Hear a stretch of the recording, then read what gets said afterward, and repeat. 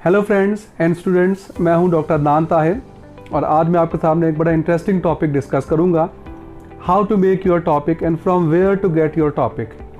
देखिए, ये एक बड़ा कॉमन सा जो स्टूडेंट्स को आमतौर पे बड़ा प्रॉब्लम रहता है, ये टॉपिक नहीं मिल रहा, टॉपिक कहाँ से बनाएं, कैसे बनाएं। और बिलीव मी, किसी रिसर्च को स्टार्ट करने से पहले जो ये टेंशन होती है वो टॉपिक की होती है। आज मैं आपसे छोटी सी 1-2-3 टिप्स डिस्कस करूँगा कि आप कैसे टॉपिक कहाँ से आपको मिलेगा, कि आपकी रिसर्च के टॉपिक आपने कहाँ से लेना और कैसे आपने बनाना है। तो मैं आपसे इसमें 2 चीज़ें डिस्कस करूँगा कि फर्स्ट ऑफ ऑल डोंट्स, कि कहाँ से आपने टॉपिक नहीं लेना, और नंबर 2 कहाँ से आपने टॉपिक लेना है।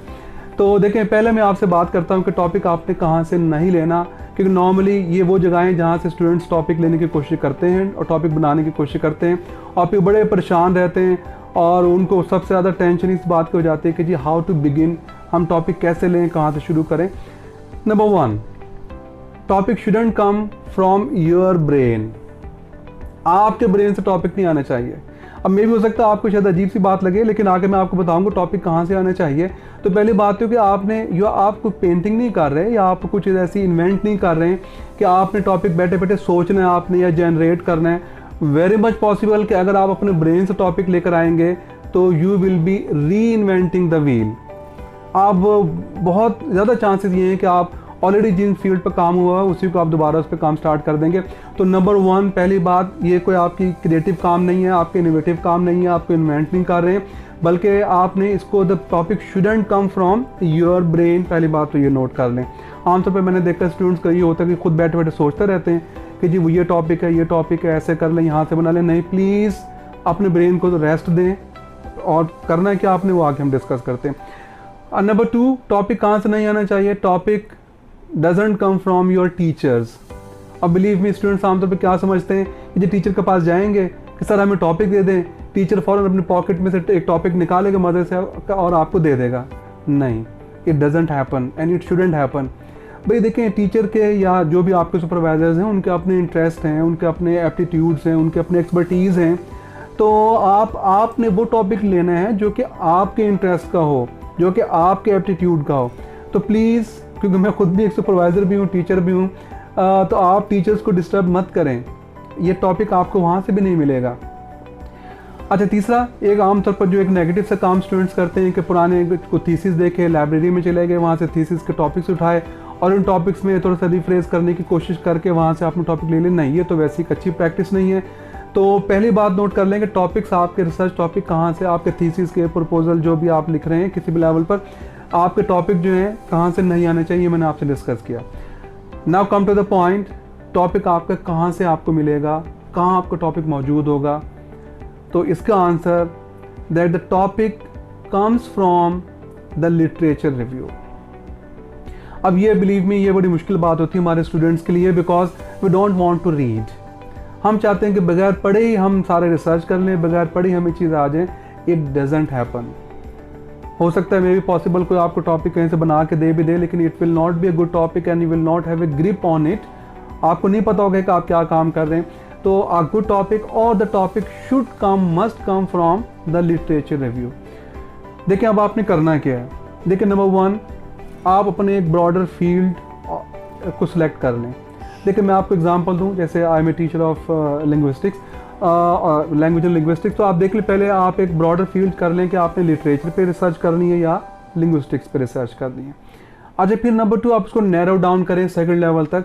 लिंग्विस्टिक्स पे आपने रिसर्च करनी है तो मजीद उसको नैरो डाउन करें कि आप इसको अप्लाइड लिंग्विस्टिक्स में जाएंगे या कोर लिंग्विस्टिक्स में जाएंगे। अच्छा, फिर एक स्टेप आप और इसको, या जो भी आपके सब्जेक्ट के लेवल हों, फिर आप मजीद उसको नैरो डाउन कर लें।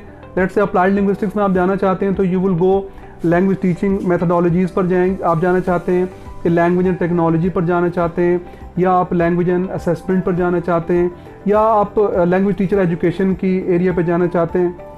इन शॉर्ट, आपने नैरो डाउन करना है उस एरिया तक जिस पर अब आपने अपनी स्टडी या रिसर्च आपने करनी है। अच्छा, ये करने के बाद फिर अब आपने नंबर 2 स्टेप, नंबर 1 मैंने स्टेप कहा कि आप अपना एरिया सेलेक्ट कर लें, उसको नैरो डाउन कर लें। नंबर 2 स्टेप मैंने आपसे बोला कि फिर जो भी आपने एरिया सेलेक्ट किया है उस पर अब आपने नेट से या जो भी रिसर्च की एकेडमिक वेबसाइट्स हैं वहाँ से 10, 11, 12, 15, 20 पेपर्स आप डाउनलोड कर लें और उनके लिटरेचर रिव्यूज़ को पढ़ें, उनके लिटरेचर रिव्यूज़ के सेक्शन को पढ़ें। Number 3 and the most important, जब आप उनके लिटरेचर रिव्यूज़ को पढ़ेंगे तो you will find out the research gap, कि रिसर्च गैप क्या है, वो कौन सा एरिया है या वो कौन सी डायमेंशन है जिस पे अभी काम नहीं हुआ है। तो this research gap is actually your topic. Research gap आपको किससे मिलेगा? देखें, बहुत से जो आप देखेंगे उस एरिया पर, लैंग्वेज टीचर एजुकेशन पर फॉर एग्जांपल जो स्टडीज़ हुई भी हैं उसमें आप देखेंगे कि कुछ स्टडीज़ में भी हो सकता है कि ख़ास कॉन्टेक्स्ट में ही होती हूँ, तो आप देखेंगे कि वो स्टडी इस कॉन्टेक्स्ट में हो चुकी है, इस कॉन्टेक्स्ट में हो चुकी है, इस कॉन्टेक्स्ट में हो चुकी है, आपके रीजनल कॉन्टेक्स्ट में नहीं हुई। This is the research gap. अच्छा, आप देखिए, मैं आपको बहुत सी डायमेंशंस आपको काउंट करवा रहा हूँ। देखिए, स्टडीज़ जो हैं वो आपकी एक्सप्लोरेटरी स्टडी हो सकती हैं, स्टडीज़ आपकी डिस्क्रिप्टिव हो सकती हैं, स्टडीज़ आपकी कंपैरेटिव हो सकती हैं, स्टडीज़ आपकी रिलेशनल हो सकती हैं, स्टडीज़ आपकी कॉजल हो सकती हैं। तो आप देखें जिस एरिया पे आप काम कर रहे हैं क्या उसमें कोई कंपैरेटिव स्टडीज़ बनती हैं, क्या वो ऑलरेडी हुई भी हैं। जिस एरिया पे आप काम कर रहे हैं उसमें कौन कौन सी चीज़ों को आप रिलेट कर सकते हैं, कौन कौन से वेरिएबल्स, डिपेंडेंट इंडिपेंडेंट वेरिएबल्स को आप डाल सकते हैं, कौन कौन से पहले डले हुए हैं, कौन कौन से मिसिंग हैं। अच्छा, जो स्टडीज़ आपकी हैं उसमें कौन कौन सी कॉजेज़ इन्वॉल्व हैं, क्या सारे कॉजेज़ पे काम हो गया है, वो आप देख सकते हैं। जो जो उसके आपके एरिया में चीज़ों के इम्पैक्ट्स हैं, इफेक्ट्स हैं, कि सारे इफेक्ट्स को देख लिया गया है कि आप देख सकते हैं। तो रिलेशंस को देखें, इम्पैक्ट्स को देखें, इफेक्ट्स को देखें, कॉजेज़ को देखें, डिस्क्रिप्शन को देखें, एक्सप्लोरेशन को देखें, एनालिसिस को देखें। आपने एक टेक्स्ट लिया, उस पर देखें कौन कौन सी थेरीज ऑलरेडी इंप्लीमेंट हो चुकी हैं, जो नहीं हुई हैं वो आपके रिसर्च गैप। इन शॉर्ट, जब आप इन चीज़ों को, जब आप लिटरेचर रिव्यू को एक क्रिटिकल एंगल से पढ़ेंगे और उसमें से फाइंड आउट करने की कोशिश करेंगे ख़ास कॉन्टेक्स्ट में, रिलेशंस के हवाले से, कंपैरिजंस के हवाले से, कॉजेज़ के हवाले से, एक्सप्लोरेशंस के हवाले से, एनालिसिस के हवाले से, तो यू विल फाउंड कि लाजमी कोई ना कोई पॉइंट आपको ऐसे मिलेगा जहाँ पर अभी स्टडी आपकी मिसिंग है, जहाँ पर अभी गैप मौजूद है, गैप एग्जिस्ट कर रहा है, and this gap is your research topic.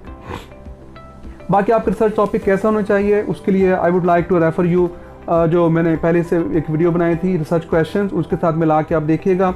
आपका जो रिसर्च टॉपिक है क्लियर हो, फोकस्ड हो, कंसाइज हो, कॉम्प्लेक्स हो, आर्ग्यूएबल हो, और आपका जो रिसर्च है आप देखें जनरल पब्लिक के लिए कितना वो अपील रखता है, आपके ऑडियंस जिसको आप एड्रेस कर रहे हैं उसको कितना अपील करता है। ये सारे फीचर्स आपके रिसर्च टॉपिक के अंदर होने चाहिए। रिसर्च टॉपिक आपका लूज होगा, थोड़ा सा जनरल होगा, क्योंकि आखिर क्वेश्चंस में आपने चीज़ों को स्पेसिफाई करना होगा।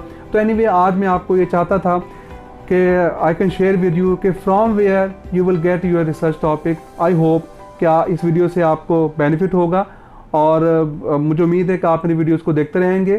चैनल को सब्सक्राइब कीजिएगा। Thanks for watching, take care, अल्लाह हाफिज़।